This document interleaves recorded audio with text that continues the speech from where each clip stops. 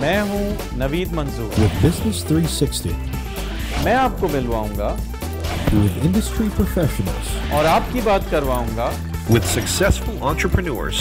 और आप देखते रहिए Business 360 with Naveed Manzoor.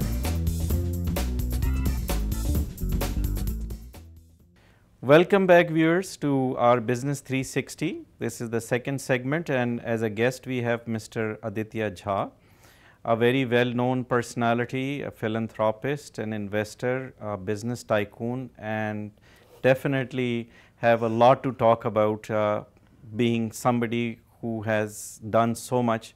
And right now we are going to start our segment by asking him about the businesses that he has been doing, the success story of some of the acquisitions, some businesses he started, and other businesses he was a co-founder in. So I'd like to review with him a little bit about how he was able to make all those businesses happen, and realistically also talk about some of the failures so we can all learn about it. So coming to Mr. Aditya, back again, welcome back, sir. Thank you. Can we talk about some of the businesses that you've been doing, and you don't have to tell us some of the details like financials, but at least I would like to touch on the fact that you had been involved in so many different flavors of businesses that has to do with IT, has to do with confectionery manufacturers, has to do with real estate and so on, the list goes on. So I don't know which one to start with, but let's just talk about the most recent business that you're in, which is Euclid Infotech Private Limited. And can I ask you exactly what does Euclid do? And then from there maybe you can carry us through going back with other businesses you've been involved in. Again, I would like minus tycoon. Neither I am nor I have wished to be. Sir, 100 million is what Sun Micro paid to your company for acquisition. But we were five of us. Five of us. All right. Okay, five partners. And interesting enough to see that I take a lot of pride in this. 4 of my partners were Iranians. So this is what Canada gives you, that I have tremendous respect for all of them. They're brilliant people. People think a name of Iran and they start thinking as though they grow some horns on their head. Right. Okay, but I never found the horns.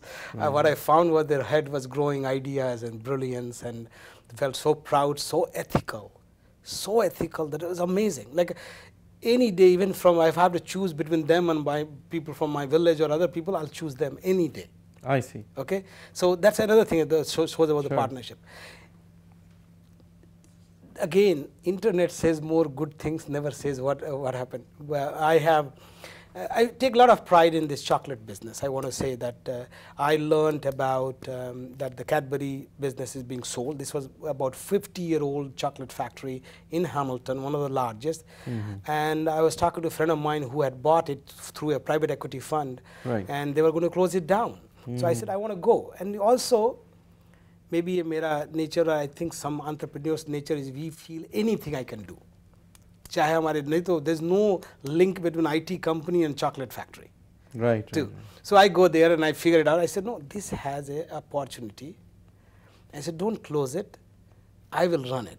And somewhere at the back of my mind is this also, that I owe to Canada a lot. So if I can save, because these guys have never worked in any other company.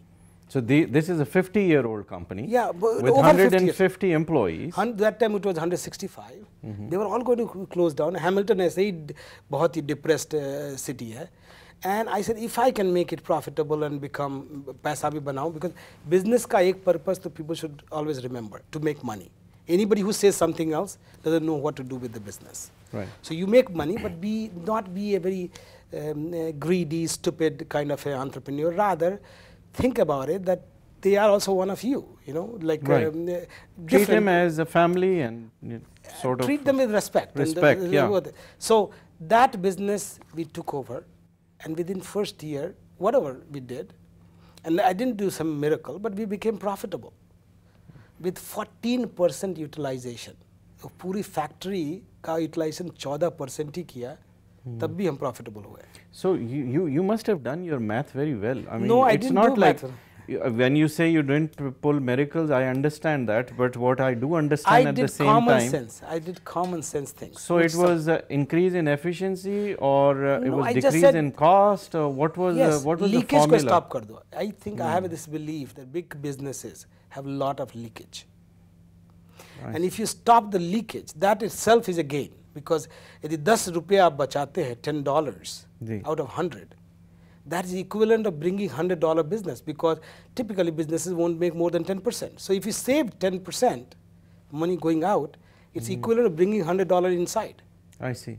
So you basically, with that 10-15% mark, I guess the return, you are able to flip it from being non-profitable to a profitable venture. And I have done some good deal. Right. We all Asians are very smart in striking deals. So I was still manufacturing for Cadbury. I see. But then I did something stupid afterwards, okay, because I became too cocky about. So there is a lot of lesson in businesses to learn. So that was one good, but I had sold it after 2.5 years I see. because I had not made, I think I read market more by logic. Our customers were Cadbury, Walmart, Loblaws, this and that. The moment you now have learned, you become too visible, that people are going to go and kill you.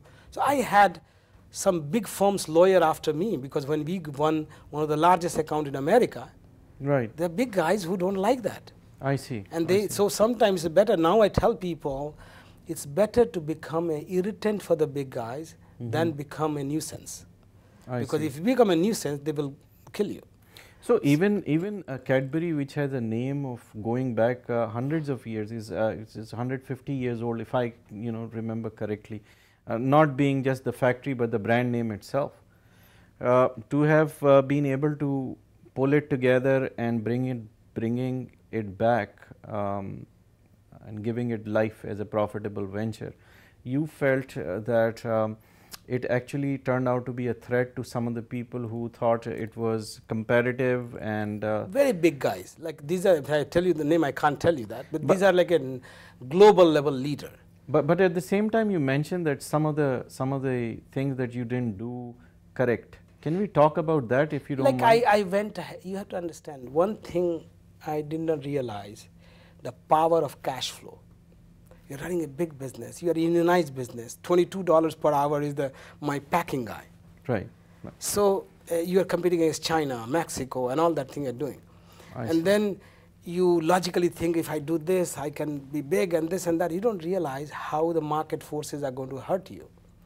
And cash flow is something which I hope people will sit and talk to somebody, that if you cannot pay for every month, every 2 weeks, all your bills, Right. even if you have a great future, the payroll has to go today.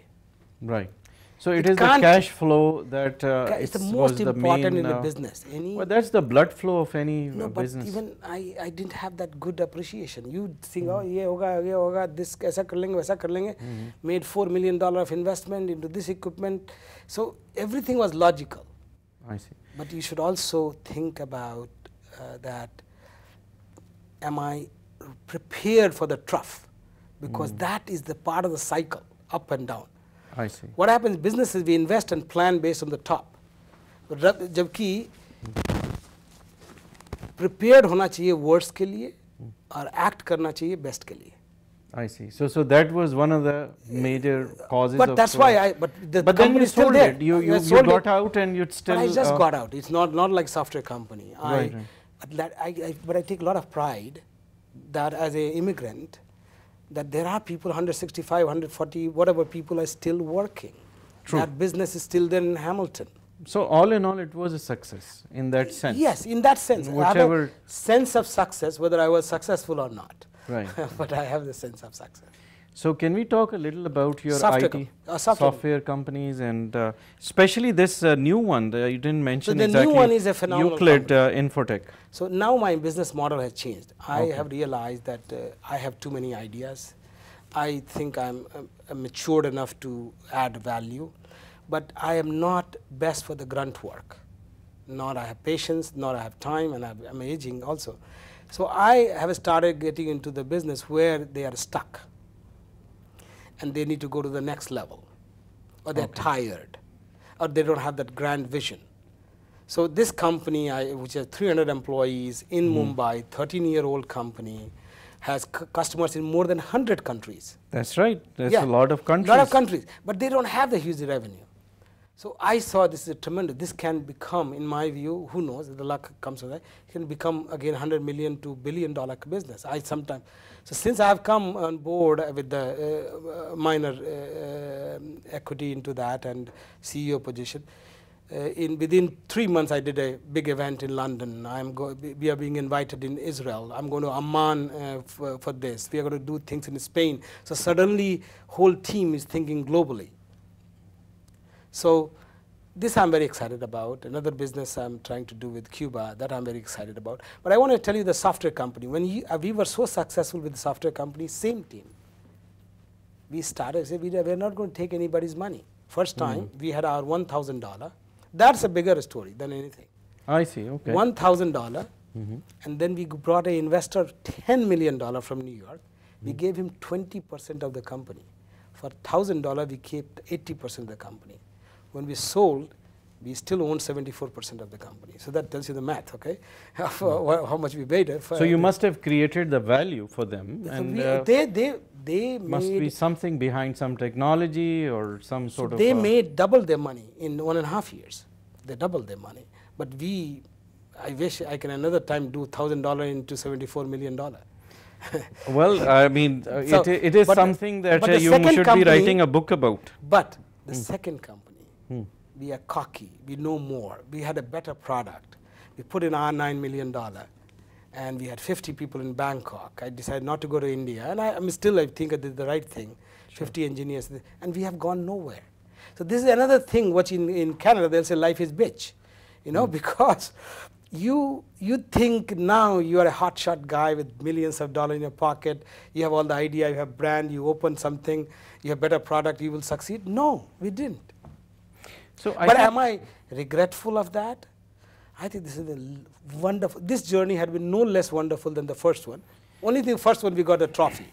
This one we didn't. See, I totally agree with you. And when we talk about entrepreneurship, we talk about taking risks. We talk about sometimes it's a calculated risk, sometimes it is a miscalculation. But all in all, what is really important is the journey. And this show is totally about those kind of people who took that journey and the fun of it, the ride they took. Of course, there is success and failure, but that does not actually identify with somebody being, good or bad or successful or not. It's just, it's all in the journey. To rephrase. Viewers, thank you very much for watching. We will continue the next segment of our show, and in the meantime, we will take a break for 5 minutes and be back shortly. Thank you for watching Business 360.